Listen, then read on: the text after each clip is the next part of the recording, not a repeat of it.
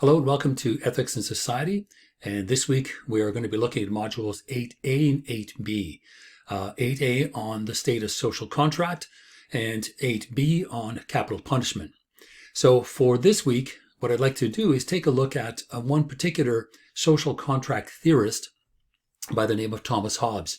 And Thomas Hobbes is a kind of budding psychologist because the way in which he convinces people that a social contract is a good thing and moving away from a state of nature is also a good thing. He's doing it dealing with people's psychological states. And the most important one for Hobbes is the fact that people have a drive for self-preservation, right? They will do whatever they can to have things go their way. And that can be a good thing or it can be a bad thing.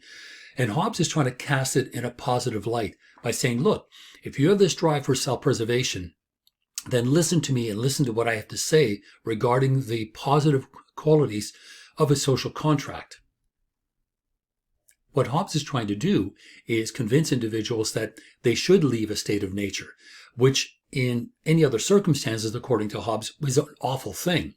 But what he wants me to do is just more than that, not only to walk away from the state of nature, but also to transfer those individual rights, right? That desire for self-preservation, which sometimes can lead to skirmishes, to harming others, perhaps outright murder, but to set those aside and transfer those individual powers to a sovereign power, right? Those individual rights to protect oneself. You now, with your own blessing, hand those over to a sovereign power. And that sovereign power, in turn, is able to protect you from otherwise criminal activity that you would see in a state of nature. Now, even then, according to Hobbes, criminal activity is really not even called that. It just simply is a war of all against all. So the state of nature is not a good place to be. And Hobbes knows that, but needs to convince those individuals living in that state of nature to move into a social contract and give up those rights that they had to protect themselves, right? To lash out and, go out for vengeance and retribution. He's saying, no, this is what leads to more war and more violence. We need to set those individual rights aside and give those to a sovereign power. So in the Leviathan, this is my copy of it right here. In the Leviathan, Hobbes outlines, right, how individuals are going to give up this right to govern and protect themselves on condition that everyone else do the same. This is an important clause. Everyone else does the same. Everyone that enters into that agreement should enter into it freely, but everyone else does the same thing. So that society essentially is blind to the civil rights that individuals have. The sovereign power treats everyone equally, for example. Well, we would like to think so.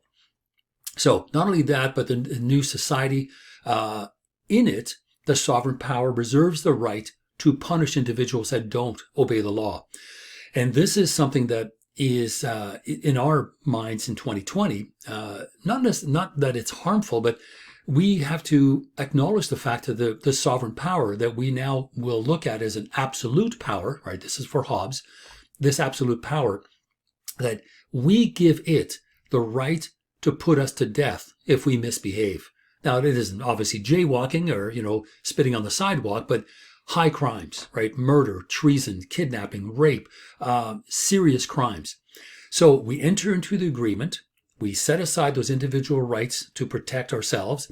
We give that to a sovereign power, but we also give to that sovereign power the ability to put us to death. And this is what Hobbes says, the ability to terrify individuals.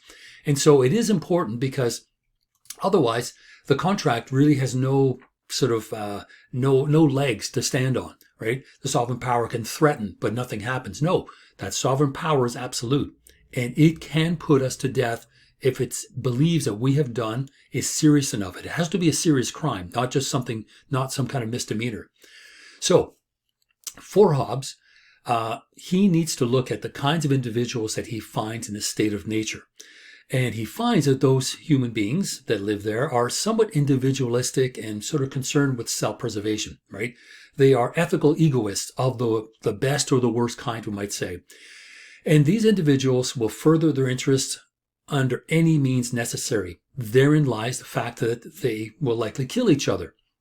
Because Hobbes believes that individuals living in a state of nature, they fear one another, partly because the fact that they can harm and kill one another, because I may be able to hurt or kill someone else, but that person can do the same to me. Therefore, we not only cancel each other out, but we live in fear of each other. And Hobbes understands this. This is Hobbes, kind of the psychologist. And we also sort of have a misunderstanding of how powerful we really are, because I may run over to another village and pillage something, but they come back with 10 guys, right? I'm in big trouble. I'm done. So we overestimate our personal strength, and we kind of overestimate the ability that we can actually protect ourselves, because we know that others can do the same thing, right? So it's almost mutually assured destruction, right? The acronym MAD, when we talk about nuclear weapons, in the state of nature, it's kind of the same thing. So the most common reason, according to Hobbes, why people are the way they are is because we allegedly have a right to all things. And those things can be grasped by anybody. A piece of arable land, a tree that gives lots of apples. Because remember, we're in a state of nature, we're not driving around in expensive cars. But we now can go after parts of nature, arable land or whatever, but we know others can do the same thing.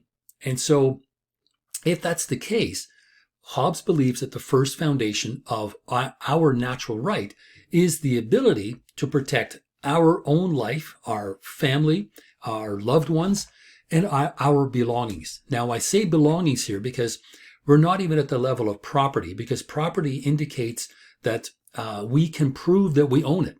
Here, it's just belonging. It's whatever I've been able to find on the side of the road, for say, well, of course, an unpaved road with probably a ditch on the side. But the point is, it is our belongings at that particular time. So nature is plentiful and bountiful at this point, and we have a right to all of it. But the problem is, so does everyone else. And therein lies the idea of war of all against all. So we may have a desire for self-preservation, and we can be somewhat obnoxious as people. But this idea of self-preservation is the first kind of law of nature that Hobbes tries to present to us, that we wish to save our skin, right? Essentially, that's what he's saying. So if that's the case, right, then the goal of peace, the goal of maintaining a kind of peace, is to maintaining that level of self-preservation. And if that's the case, then we need to step into a social contract that allows that self-preservation to continue, but more importantly, be protected by law. And therein lies the difference between the state of nature as it exists, which is unlawful, it is immoral, unethical, because there is no morality or ethics in a state of nature, right? It's a social construct. And Hobbes said, look, self-preservation, right, will dictate that we do not allow others to harm us or to kill us, except remember that absolute sovereign, if we do something really bad. So let's kind of redefine what we're talking about here, this self-preservation, war of all against all. And Hobbes looks at it this way. He says, look, in nature, there is only force, sheer brute force. And that is only the strongest will survive. May the biggest person have the most amount of stuff, whatever it is. But in nature, there is just blind brute force. In society, the belief is that individuals can create a legal right where that force is now channeled through legal recourses. And so we have legal rights. And so the degree to which we want to instill our level of self-preservation is instilled in that legal right that stops others from using force against us. Now remember, we allow the law, the legal department, or that legal institution that we have, of which the police and laws and lawyers and so on are all part of it. We are allowing the use of force to maintain the degree to which we can self-preserve. So the legal system works in our favor. It works in our favor because now the force is not just a blind random force, but in fact a legal force that allows those rights for self-preservation to exist. So force under law, looks very different than force, a natural force without law, right? So those legal rights come into being by the conventions of the social contract. Now, the Black Lives Matter protest that we saw over the summer is a clear indication that that is not a reality. That may be an ideal, that may be what Hobbes was thinking about, but the Black Lives Matter movement is exactly about the fact that force under law looks quite different from force without law. Well, they would beg to differ in the most serious and the most grave way possible, because the notion of legal rights seems to not extend to everyone as much as Hobbes may have wished for it to happen. Please do have a look at the video that I will post. It's a John Oliver piece, the last 5 minutes of an episode he did right in the midst of the Black Lives Matter movement. And the language this young woman uses is remarkable, because she quotes the social contract. Remarkable. Please have a look at it. So we're talking about the social contract, and it begins when we step out of the state of nature into this realm or institutions that are legal, political, social, and so on. And those natural laws that Hobbes believed existed in the state of nature but were unprotected are those very things that the legal institution in the state of nature can in fact protect. This notion of things that were otherwise, I mean, for Hobbes, he's talking about the state of nature being an awful place. He does say, though, hold on, there are things that we can take with us. And Locke, what we'll look at next week, goes even further. But Hobbes talks about liberty and equality, something that we don't have in a state of nature, an idea that we can at least imagine in that state of nature, and we know that we can instill it in our institutions in the social contract. So what happens is those natural laws, which are simply there but not protected in the state of nature, in the social contract, they become political liberties, right? The liberties that are entrenched in the political system, again, through its laws, and also civil equality. And again, civil equality is a very issue that the Black Lives Matter movement were protesting against, the fact that there is civil inequality, the fact that this social contract is not, it's skewed not in their favor. So these things are and were non-existent in a state of nature. The idea of political liberty, right? Entrenched liberties and entrenched equalities. That's essentially what Hobbes is saying. So here's how he goes about breaking it down.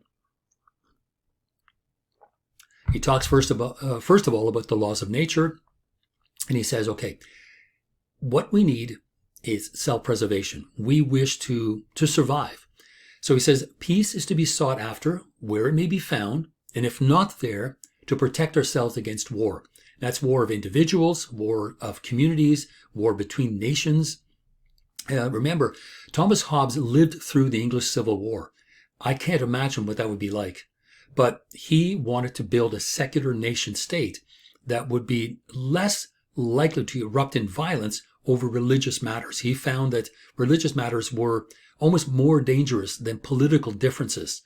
And that says a lot when we consider some of the religious violence that we've seen over, in our lifetime. And certainly we're not, should say the rest of history is not immune from religious violence. Back in the 1400s, 1500s, just immediately prior to Hobbes's life, there was a tremendous amount of religious violence. It was dangerous and terrifying. It would break apart communities and societies.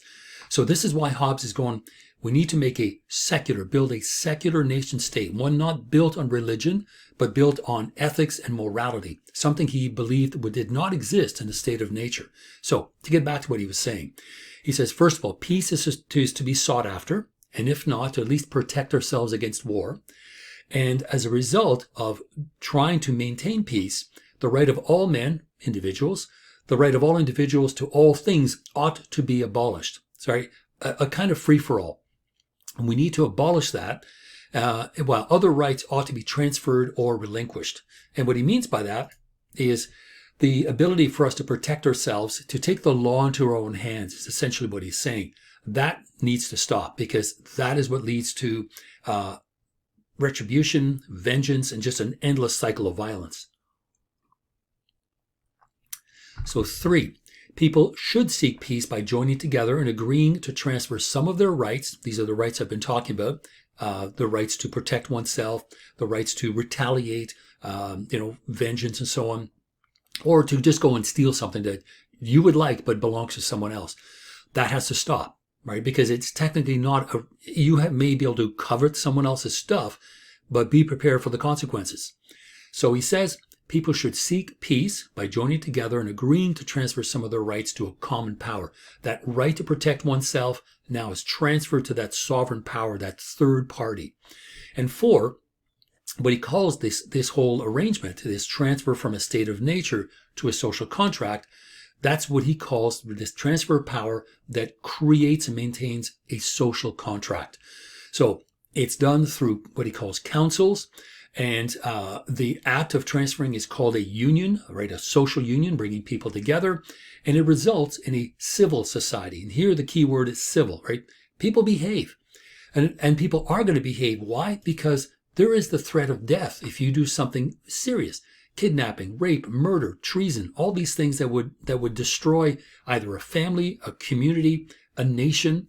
Any of those types of actions that tear apart something, tear apart that civil union, is serious. And Hobbes believed it was worth losing one's life, or at least serious punishment as a result of doing it.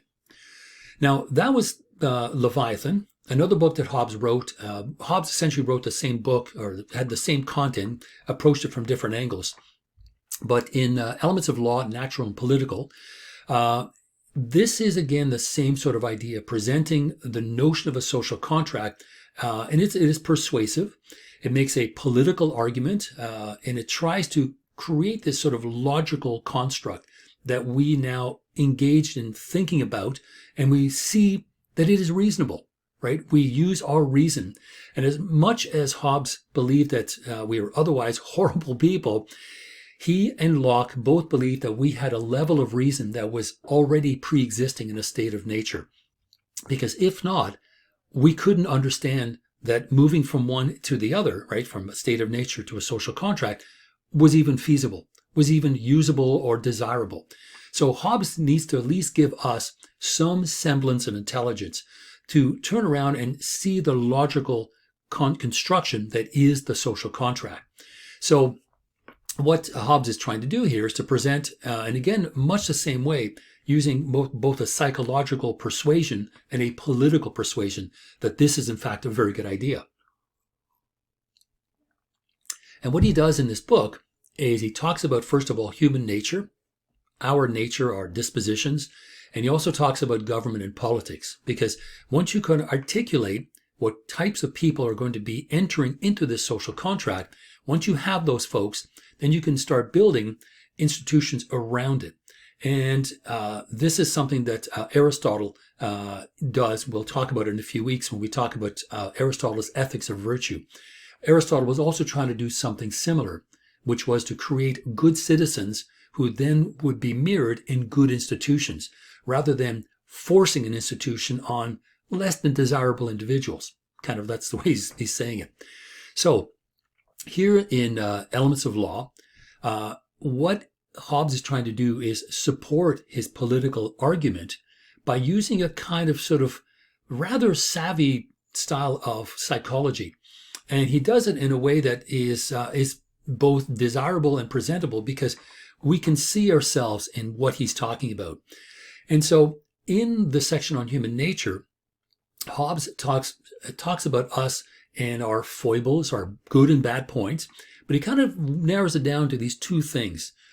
On the one hand, and I've mentioned this already, human beings tend to be rather offensive to one another. We're obnoxious, we're insatiable. We always wanted to, get some bigger thing. I want a bigger that, a more arable land, a bigger apple tree, whatever it is. Remember, we're in a state of nature here. So Hobbes believes that we are insatiable, offensive, and vain individuals. And for that reason, because we don't fix that problem when we enter into a social contract, institutions kind of reel us in, but we're kind of that way by our own disposition. And this is one of the reasons why Hobbes thought that human pride and democracy were incompatible. And I wrote Trump ? And this is now voting day in the south of us in the U.S. Let's see how this turns out. I'm doing this Tuesday morning around 10:30. Who knows? Hopefully, once the smoke clears, we'll be able to declare a winner.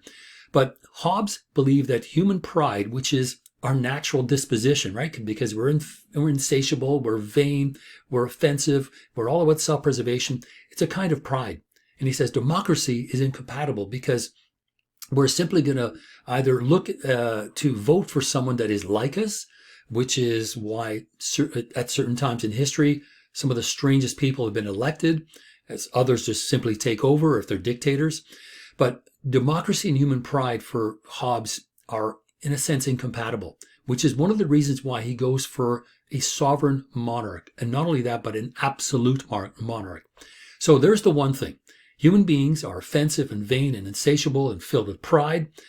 But on the other hand, our weakness is that we fear violent death, right? We have a fear of being killed in the worst way possible by a marauding band of bandits somewhere. Remember, state of nature.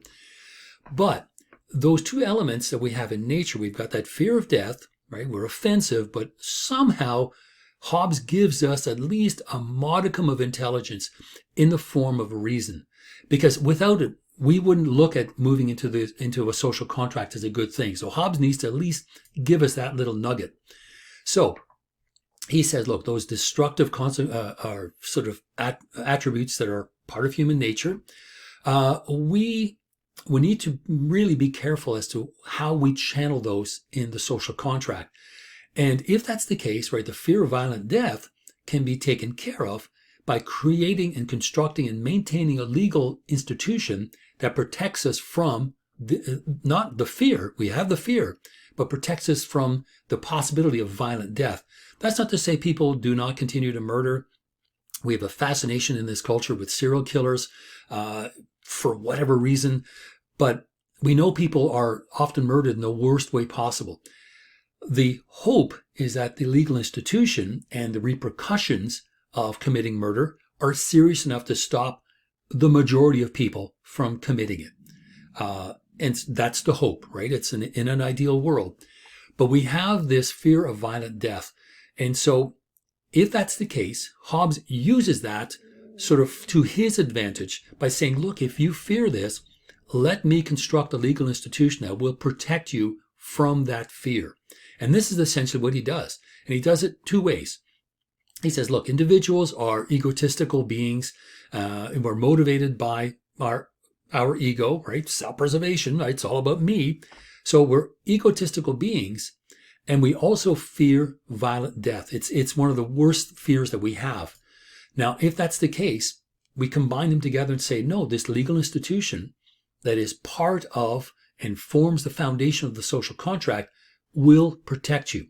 Now, how do we entertain these thoughts and go, okay, right? Come down out of our trees or out of our hut or out of the cave or wherever we're living in our state of nature. We come out into the light of day, right? Into the light of reason. And our, however small amount of reason, gives us some kind of hope and understanding that, yes, this kind of makes sense, right? It makes logical sense. That's what I fear the most. I want to enter into a contract, a social contract that is backed up, right? This is the key phrase here, backed up with not only legal institutions, but an absolute monarch who is under no hesitation to use it and to show that it will work, and therefore public executions. So this view might be sort of somewhat hopeless in the state of nature, but our ability to use reason allows us to see the good in it.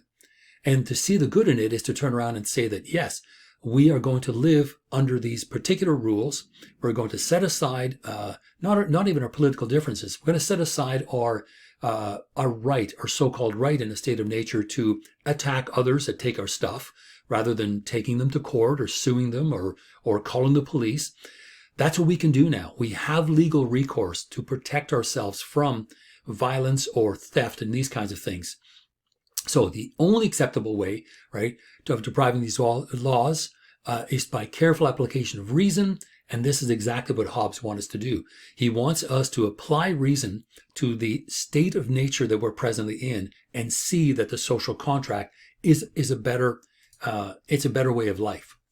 So, yes, we might have a right to all kinds of things in the state of nature, but we're also miserable because we can't, whatever we get, we don't know whether we're going to be able to hold on to it. Because remember, we may have a right to all things, but so does everyone else. So if we can mutually agree, because we have to enter into it together, and everybody is under the same law, if we can mutually agree to accept those restraints, then that insecurity and that fear will be lessened, because we know that everyone is going to be living under the same set of laws. We are going to be subject to the same laws. We are citizens in a political structure, and we are subjects in the legal structure, because we're all subject to the law. So it's that mutual agreement, right, that social contract that Hobbes is trying to prepare for us in terms of thinking about it in the state of nature. Yeah, I think it's good. Let's go. So that is what is going to be binding to all the parties. So this also includes the absolute sovereign, although Hobbes implies that the sovereign sort of exists almost above the social contract. Because remember, it's an absolute power. It isn't just a democratically elected group of people that John Locke will talk about next week. For Hobbes, it's an absolute monarch, an absolute power. So the king cannot be overthrown. Now, he's writing this, well, at least 100 years before the French Revolution. And probably would have been mortified to see the outcome of the French Revolution and the beheading of the king and queen of France. So this is exactly the kind of thing that he's trying to protect the king from, right? This kind of violent overthrow. But he says, no, the king has absolute power. Now, the hope is that the king knows how to yield and wield that power correctly and safely and honorably and politically correctly and so on. But really what we're talking about, though, are the individuals that enter into the contract for a better way of life. And Hobbes does it by reminding us that the state of nature is, in a sense, a war of all against all.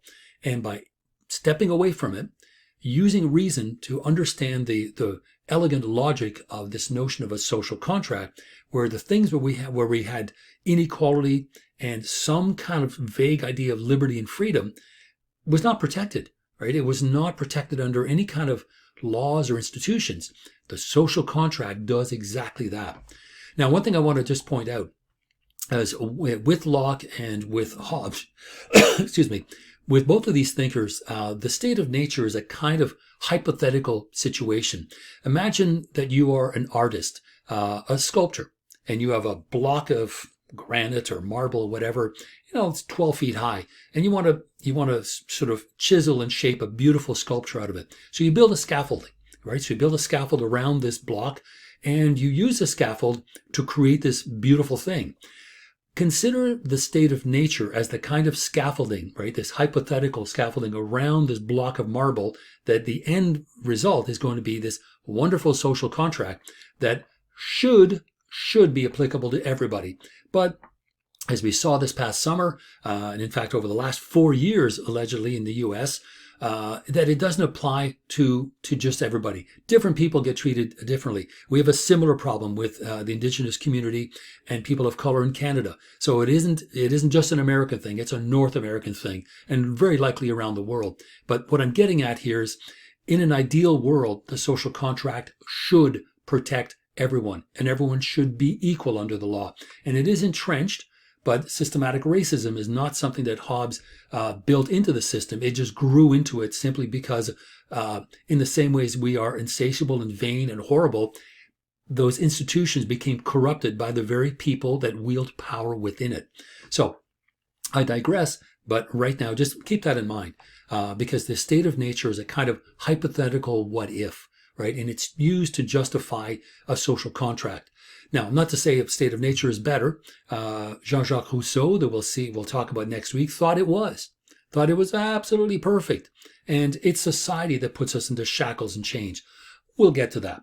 Anyway, for Hobbes, the idea of the social contract is that it protects us and allows us to continue to maintain a desire for self-preservation. It may not make us better people. We're still going to be offensive and vain, and Hobbes doesn't have a solution for that, but it keeps individuals from harming each other and from grabbing each other's stuff, right, now called property, because we have receipts and we have, deeds and leases and things for things that we own. And so this is exactly what he's talking about. Okay, key points here. Human beings are individualistic in nature, trying to further their own interests by any means necessary, including murder and kidnapping and everything else. But at the same time, we fear one another because we know that we can harm and kill one another. So I'm really, at the end of the day, no more or less powerful than the next person in a state of nature because I know they can kill me as well. So it doesn't put me in a really good position. Individuals all desire the same thing. And because of that, we can't sort of divide up things. We always want it all, right? We want it all. It's mine, like little kids, in a sandbox, and I'm taking my ball, I'm going home. Well, somebody else comes along and grabs your ball and runs off in the opposite direction. So that is, in a sense, the state of nature. So the laws of nature, and there's essentially just one, human self-preservation. And that's the one that Hobbes imports into the social contract, takes it from the state of nature, which is a desire that everyone has, and brings it into the social contract and builds legal and political institutions around it. So that's what I mean when I say he's a remarkable psychologist, because he kind of gets under our skin and says, listen, admit it, you're really this kind of a person. We're not selfless, we're selfish, egotistical. He says, okay, we can harness that, right? I'm going to tap into that, but at the same time, I'm going to show you that living this way with others who also have given up this so-called right to covet whatever they want will be much better in this position. So the Leviathan is essentially that. It is a book that outlines how each person is going to give up the right to govern themselves to another person, in this case an absolute monarch, or an assembly of men, which is sort of the middle management, we'll say, between the monarchy and us, on the condition that everyone else do the same. That is what's important. And not only that, when you really look at it, it's an unequal power relationship, because we are giving the king, the absolute monarch, the right to put us to death. We don't have that right. They do, or he does, right? Along with his assembly of men, his ministers, and so on. So it is unequal, but we have to put our trust into the absolute monarch that he knows what to do. So for Hobbes, that's still better. So that self-preservation allows us to take it from a state of nature into a social contract in order to live a better life, a life in which we are protected from one another through these legal institutions. So the social contract ultimately is four things. Peace should be sought. We should allow men to set aside their desire to harm one another and steal each other's stuff, set those so-called rights aside, and transfer the right to protect oneself to a third party. 3, we should seek peace by joining together, all right, and again, agreeing to transfer some of those rights to that common power, and knowing that everyone else will do the same thing. That action, that transfer, is what's called a social contract. And the result is a civil society protected by social and political institutions and legal institutions as well, especially when it comes to criminal behavior. So that's essentially it. So in just a little over half an hour, that is Thomas Hobbes, his version of the social contract. And I'm going to come back very shortly with the second half of Module 8, when we talk about capital punishment, which is a serious component of the social contract. And ironically, something that both Locke and Hobbes agree on. The fact that whether it's a monarchy with Hobbes or Locke, a democratically elected government, still reserve the right to punish us to the degree of the crime that we have committed. Again, we're not going to be putting to death and drawing and quartering and hanging people that spit on the sidewalk or jaywalk, but serious crimes need to be punished in a serious way. That's essentially what they're saying. So let's return in a few moments and take a look at the notion of capital punishment.